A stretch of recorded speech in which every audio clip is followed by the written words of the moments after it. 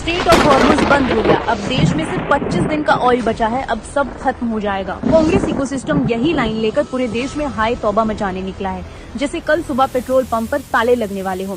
लेकिन असली सच क्या है, हम आपको बताते हैं। भारत अपनी जरूरत का 100% कच्चा तेल इंपोर्ट करता है, हालांकि रिफाइन करके वो अमेरिका सहित यूरोप को बेचता भी है।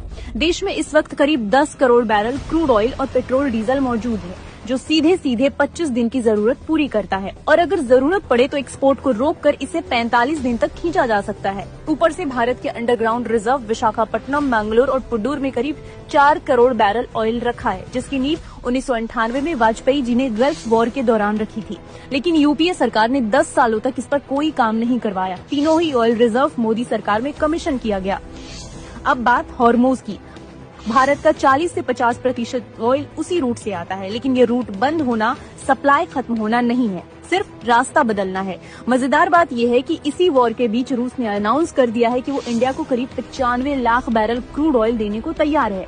यानी हमारे लिए हॉर्मुज बंद है, लेकिन हमारे दोस्त के लिए रास्ते खुले हैं, और ऑयल सिर्फ हॉर्मुज से नहीं आता। Northern route, Baltic route, transatlantic route, west African route, Suez Canal और मिडिल ईस्ट बाईपास पाइपलाइन भी मौजूद है। ऊपर से मोदी सरकार ने पिछले 11 सालों में ऑयल पर देश की निर्भरता कम करने की कोशिश की है।